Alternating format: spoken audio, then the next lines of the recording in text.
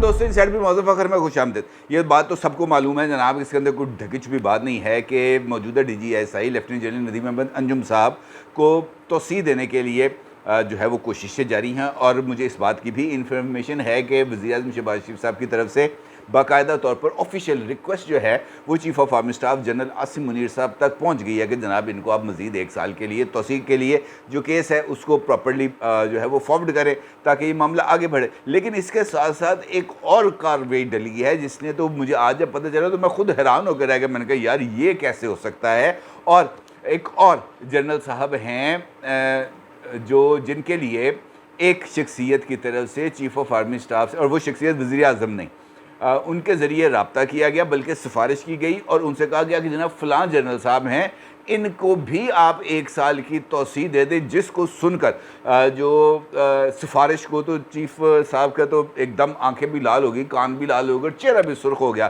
कि भाई तुम होते कौन हो मुझे ये बात कहने वाले कि मैंने किसको एक्सटेंशन देनी है या किसको एक्सटेंशन नहीं देनी। DGISI वाला मामला तो इस वजह से मुख्तलिफ है कि वो इदारा ही वज़ीर-ए-आज़म के मातहत है। वहाँ पर किस बंदे को रखना है या नहीं रखना है इसका फ़ैसला तो वज़ीर-ए-आज़म साहब ने ही करना है। चूँकि उस इदारे के सरबराह का ताल्लुक इदारे के साथ है, पाकिस्तानी फ़ौज के साथ है, लिहाजा एक ऑफिशियल जो तरीक़ाकार है उसको तो अडॉप्ट करना पड़ेगा। लेकिन ये बंदा जिस जनरल साहब जिनके आप सिफारशी हैं वो तो बराह रास्त मेरी डोमेन में आते हैं, तो वो तो सिपाहीन कौन। और इस एक सिफारिश ने जो सिविल और मिलिट्री रिलेशनशिप हैं इसमें भी कुछ एक ऐसी सिचुएशन को डेवलप कर दिया जिसको खुशगवार किसी तौर पर नहीं कहा जा सकता। क्योंकि इस सिफारिश के बाद जब ये मामला पाकिस्तान की सिविल लीडरशिप के सामने आया और उनको बताया गया कि जनाब ताड़े फलाम बंदे ने आगे ए कम पाता है इस तरह की सिफारिश की है, तो ख़ुद वज़ीर-ए-आज़म शहबाज शरीफ हक्के बक्के रह गए। और जब उन्होंने पूछा कि जनाब वो बंदा कौन है, जब उस बंदे का नाम पता चला वज़ीर-ए-आज़म शहबाज शरीफ साहब को, तो उनको तो बिल्कुल समझ में भी नहीं आई कि ये हो क्या गया है। उस बंदे को ज़रूरत क्या पड़ी थी कि जाके वो चीफ़ ऑफ आर्मी स्टाफ को कहे कि जनाब फ़लाँ साहब को आप मज़ीद बर करम आप जनाब एक्सटेंशन दे दें। एक अजीबो गरीब सिचुएशन डेवलप हो गई। आप यकीनी तौर पर जान जाएंगे ये कहानी क्या है, क्यों ये एक्सटेंशन की बात चली और वो शख्सियत कौन है। जनरल साहब का तो नाम जो है वो आपको इशारा में दे दूँगा, अलबत्ता वो जो सियासी शख्सियत है वो कौन है और उसने किस वजह से जो है वो बराह रास्त ये सिफारिश करने की कोशिश की। बड़ी दिलचस्प कहानी है, इसके ऊपर मैं आपके साथ बात करूंगा। लेकिन थोड़ा सा एक पॉलिटिकल इशू भी है, वो भी आपकी खिदमत में पेश करना बहुत ज़्यादा ज़रूरी है। क्योंकि इस वक्त ये जो सियासी जमातें बनने हैं ना, इसका एक आया हुआ है मौसम, और इस मौसम के अंदर जो पुरानी पॉलिटिकल पार्टीज़ हैं वो एक नई क्राइसिस का शिकार होते चले जा रहे हैं। क्योंकि वो तमाम लोग जो पाकिस्तान की पॉलिटिक्स और ख़ास तौर पर पंजाब की पॉलिटिक्स को समझते हैं वो ये बात मानते हैं कि पंजाब की जो पॉलिटिक्स है ये इलेक्टेबल्स के, चौधरी के, नंबरदार के और SHO के और पटवारी के इर्द गिर्द घूमती है। यहाँ पर इनके अलावा किसी भी जगह पर कोई बंदा कामयाब होने का तो तसव्वुर ही नहीं कर सकता। हाँ, वो जो जद्दी पुश्ती सीटें होती है ना जी, जो चौधरीयों की हैं, तो उनसे नकइयों की सीट है इधर पत्तों की में, वो नकइयों की सीट है, वहाँ पे नकइयों के अलावा कोई और नहीं जीता। इसी तरीके से बहुत सारे और ऐसे हलके मौजूद हैं जहाँ पर वो एक ख़ास जो ख़ानदान है, सियासी ख़ानदान, उसी के लोग जीते हैं और इन्हीं को इलेक्टेबल्स कहा जाता है।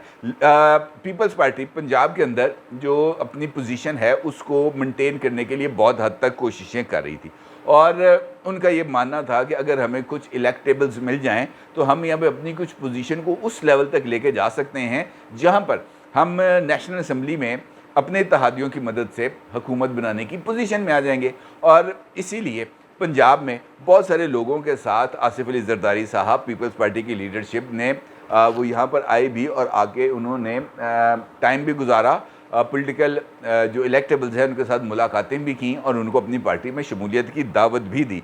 लेकिन होता इसके बरखिलाफ़ है, क्योंकि पीपल्स पार्टी ने अभी जो रिसेंटली मुलाकात हुई थी शहबाज शरीफ साहब से, आसिफ अली जरदारी साहब की, उस मुलाकात में भी पीपल्स पार्टी ने कुछ गिले शिकवे किए थे पाकिस्तान के नामालूमों के बारे में।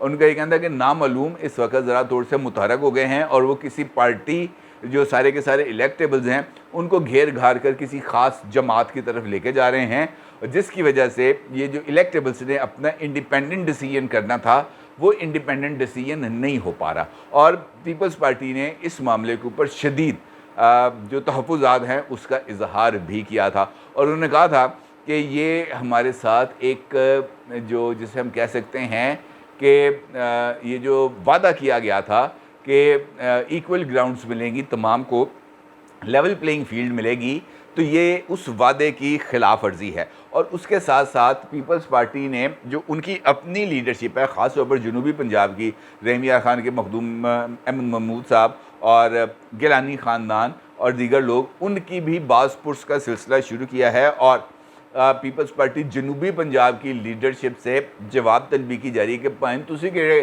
کوئی امپورٹڈ ستو پی رہے ہو، آپ کے پاس ایسا کیا چیز ہے کہ لوگ باقی جگہوں پر اٹریکٹ ہو رہے ہیں، پیپلز پارٹی کا نا ہی نہیں بج رہا۔ یہ کیا سچویشن ہے، اور اس سچویشن کو کسی بھی طور پر قابل قبول نہیں کہا جا سکتا۔ اور ان کا یہ کہنا ہے کہ جناب ہمیں تو بہت زیادہ توقع تھی کہ لوگ ہماری طرف آئیں گے، لیکن ایسا نہیں ہوا، جس کی وجہ سے جو لیڈرشپ ہے، خاص طور پر آصف علی زرداری صاحب، انہوں نے پیپلز پارٹی کے وسطی اور جنوبی یہ جو انہوں نے 2 حصوں میں تقسیم کیا ہوا ہے، وہاں سے تعلق رکھنے والے اہم رہنما، جن میں گجرات، گجرانوالہ اور اکاڑا ڈویژن سے جو لوگ شامل تعلق رکھتے ہیں، ان کو نہ صرف طلب کیا ہے، بلکہ ان سے کہا ہے کہ جناب یہ جو ڈویژنز تھیں 3، خاص طور پر گجرات، گجرانوالہ اور اکاڑا، یہاں سے الیکٹیبلز کی جو تعداد ہے وہ ہمارے پاس آنا چاہیے تھی، لیکن وہ یہاں پر نہیں آئی۔ انہوں نے کہا جناب ایک تو آپ اس کی بھی وضاحت دیں،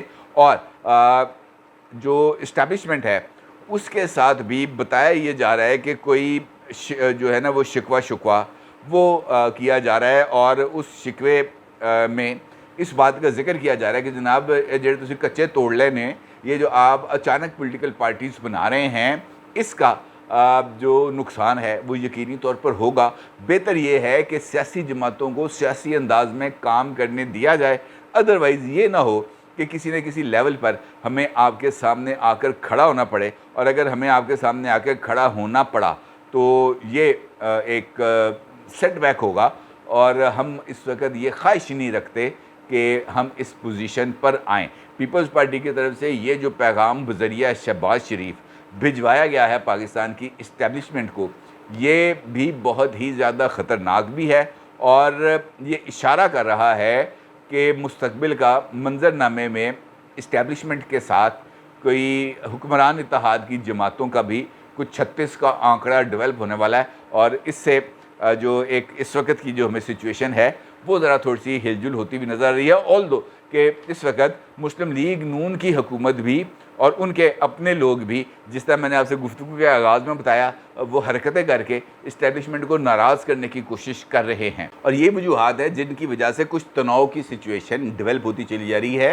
پاکستان کی رولنگ ایلیٹ کی، پاکستان کی ملٹری اسٹیبلشمنٹ کے ساتھ۔ اور اس سچویشن کے اوپر جسے ہم کہتے ہیں نا ایڈڈ فیول ٹو فائر، بلتی تے تیل پاتا، وہ ایک سفارش نے کیا، اور اس سفارش نے سارے کے سارا کھیل بگاڑ دیا۔ معاملہ کیا تھا؟ معاملہ یہ ہے کہ موجودہ ڈی جی آئی صحیح ہے لیفٹیننٹ جنرل ندیم احمد انجم صاحب۔ ندیم احمد انجم صاحب اس وقت جس حد تک انہوں نے تنقید اور دباؤ برداشت کیا ہے، وہ اپنی جگہ پر، وہ ہر ایک جو اس عہدے پر موجود رہتا ہے آئی ایس آئی کے، وہ آج کل چونکہ ایک پولیٹیکل ایک ٹرینڈ بن چکا ہے، تو اس ٹرینڈ کے اندر نہ صرف آ جاتے ہیں بلکہ ان کو تنقید کا اور پریشر کا سامنا بھی کرنا پڑتا ہے، اور خاص طور پر یہ جو 5th جنریشن وارفیئر ہوئی، اس وارفیئر نے اس سارے کے سارے جو ہمارا جو سسٹم ہے اس کو بہت برے طریقے سے متاثر کیا۔ وہ کہتے ہیں نا اب ہتھاں دیاں لائیاں بعد دندہ نال نہیں کھلدیاں، یہ جو بچے ٹرینڈ کیے گئے تھے عمران خان صاحب کو بنانے کے لیے، وہی بچے اب اپنے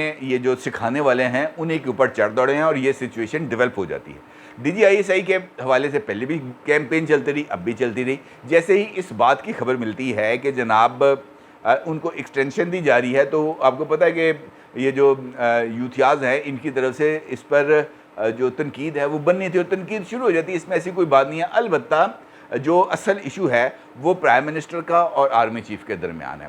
D G I S I lieutenant general ہیں, ادارے کے ساتھ تعلق رکھتے ہیں, 6 سپٹمبر کو انہوں نے ریٹائر ہونا ہے. ان کی ایکسٹینشن کے لیے جی ایچ کیو سے پراپرلی ایک سمری کا آنا ضروری ہے, اور اس سمری کو وزیر اعظم صاحب اس کو منظور کریں گے اور اس کے نتیجے میں ایکسٹینشن ہو جائے گی. لیکن اس سے پہلے جو ان آفیشیل لیول ہے وہاں پر اس معاملے کے اوپر اتفاق رائے کا ڈیولپ ہونا بہت زیادہ ضروری تھا, اور میری اطلاعات کے مطابق یہ اتفاق رائے ڈیولپ بھی ہو گیا. اور اس پروسیس کے اندر, اس سارے پروسیس میں, یعنی اس گفتگو کے پروسیس میں شہباز شریف صاحب نے بذات خود جو آرمی چیف ہے ان کے ساتھ رابطہ بھی کیا, اور اطلاعات یہی ہیں کہ آنے والے چند روز میں یہ والی جو سمری ہے یہ موو بھی ہو جائے گی, اور ان کی ایکسٹینشن یہ جو جانے سے پہلے یہ ایکسٹینشن ان کو مل جائے گی. دوسری جانب جو اصل سچویشن میرے سامنے آئی وہ ایک اور بڑے سینئر جنرل صاحب ہیں, اور وہ جنرل صاحب اس وقت جی ایچ کیو کے اندر ہی ڈیوٹی دے رہے ہیں, اور ان کی بھی ریٹائرمنٹ یہی سپٹمبر کے اندر ہونی ہے. اور ان کی ریٹائرمنٹ کے حوالے سے سفارش کی گئی چیف آف آرمی اسٹاف کو کہ جناب آپ انہوں نے تو ایکسٹینشن دے, تہاڈی مہربانی, میرا بڑا اچھا تعلق والا ہے, اس کو بھی اگر آپ ایکسٹینشن دے دیں گے تو آپ کی بڑی مہربانی ہوگی. آرمی چیف ایک دم چونکے, کیونکہ وہ معاملہ جس میں نے آپ سے گفتگو کا میں کہا کہ 2 مختلف ڈومینز ہیں. وہ strictly chief of army staff کی ڈومین ہے جہاں سے کوئی اور طریقہ کار نہیں ہو سکتا. پھر اس کے اوپر اس طرح کی بھی انفارمیشن آئی کہ خود ان جنرل صاحب نے بھی جنرل آرمی چیف صاحب سے نہ صرف رابطہ کیا بلکہ ان سے خود انہوں نے اس خواہش کا اظہار کر دیا کہ جناب مہربانی کریں ذرا غور کر لیں. اس طرح کی کوئی بات اڑتی میرے کانوں تک پہنچی, ہو سکتا ہے غلط ہو, لیکن اگر اس لیول پر کوئی اطلاع آتی ہے تو وہ ذرا تھوڑی سی اس کے اوپر ذرا غور کرنا پڑتا ہے. اچھا, وہ معاملہ ذرا تھوڑا سا انہوں نے غصہ کر گیا, ان کے یار یہ کیا چکر ہے, یہ تو بالکل قابل قبول سچویشن نہیں ہو سکتی. بتایا گیا پرائم منسٹر آفس کو, پرائم منسٹر کو ایک میٹنگ کے دوران ان کو بتایا گیا کہ جناب یہ اس طرح کی سچویشن ہے. تو انہوں نے کہا نہیں یہ تو بالکل غلط. انہوں نے کہا جناب یہ سفارش آپ نے بھجوائی ہے. انہوں نے کہا جی میں تو جانتا بھی نہیں, میں تو کوئی سفارش نہیں بھجوائی. انہوں نے کہا جناب فلاں بندہ لے کے آیا. انہوں نے کہا جی کون سا بندہ لے کے آیا؟ انہوں نے کہا جناب اسحاق ڈار صاحب یہ سفارش لے کے آئے. پرائم منسٹر صاحب نے جب یہ دیکھا کہ اسحاق ڈار سفارش کر رہے ہیں تو وہ تو ایک دم پریشان ہو کے رہ گئے. انہوں نے کہا کہ اسحاق ڈار صاحب نے میرے ساتھ تو بات نہیں کی. انہوں نے کہا جی جب اسحاق ڈار صاحب کا نام آیا تو ہم نے یہ سوچا کہ آپ کی طرف سے یہ بات کی گئی ہوگی, آپ کی طرف سے یہ ریکویسٹ آئی ہوگی. لیکن اس وقت بھی جب یہ سفارش وہ لے کے آئے اس وقت بھی ان کو یہ بات بتائی گئی کہ جناب اس طرح کی حرکتیں نہ کریں, اس طرح کی سفارش نہ کریں, اس طرح کی سفارشیں ہم سنتے نہیں ہیں. اور اس طرح کی سفارش کر کے آپ وہ جو بندہ جس کے ساتھ آپ کا تعلق ہے, وہ جنرل صاحب جن کے ساتھ آپ اپنی دوستی کا دعویٰ کر رہے ہیں, یہ آپ ان کے لیے پرابلم کریٹ کر رہے ہیں, ان کے لیے آسانیاں کریٹ نہیں کر رہے. جس کے اوپر وہ گرمی چونکہ کھا گئے, آپ کو پتہ ہی ہے کہ جس طرح کے معاملات ہوتے ہیں, تو وہ خاموش ہو گئے. جب پرائم منسٹر کو پتہ چلا کہ یہ ان کے جو سفارشی ہیں وہ اسحاق ڈار صاحب ہیں تو وہ خود بڑا چونک گئے. انہوں نے کہا یار ڈار صاحب نے تو مجھے نہیں بتایا. انہوں نے کہا جناب یہ سچویشن تھی, یہ آپ کو بتانا ضروری ہے. اب شہباز شریف صاحب کے لیے پرابلم یہ آ گئی کہ انہوں نے کہا کہ اگر نواز شریف صاحب نے کوئی کام ایسا کہنا ہوتا تو براہ راست مجھے کہہ سکتے تھے, اور اسحاق ڈار صاحب بھی ہو سکتا ہے, اسحاق ڈار کے ساتھ بھی ان کا بڑا تعلق. اسحاق ڈار نے بات کی, انہوں نے کہا اچھا یار کر لینا بات. تو اسحاق ڈار صاحب نے بات کر لی. انہوں نے بڑے میاں صاحب سے رابطہ کیا, میاں صاحب تسی کسی سفارش کی تھی؟ انہوں نے کہا نہیں میں تو نہیں کوئی سفارش کی تھی. سچویشن اور ذرا تھوڑی سی گڑبڑ ہوگی. اور اس کے بعد پھر اسحاق ڈار صاحب سے پوچھا گیا تو اسحاق ڈار صاحب نے میں کہتی سی گل, لیکن انہوں نے کہا نہیں تو بس ختم ہو گئی گل, چھوٹو پر اگے چلیے. انہوں نے کہا یار اگے کتوں چلیے, تو مجھے تو شرمندہ کرا دیا. اگر آپ کو کوئی سفارش کرنی تھی تو آپ کم از کم مجھ سے تو بات کر لینی چاہیے تھی.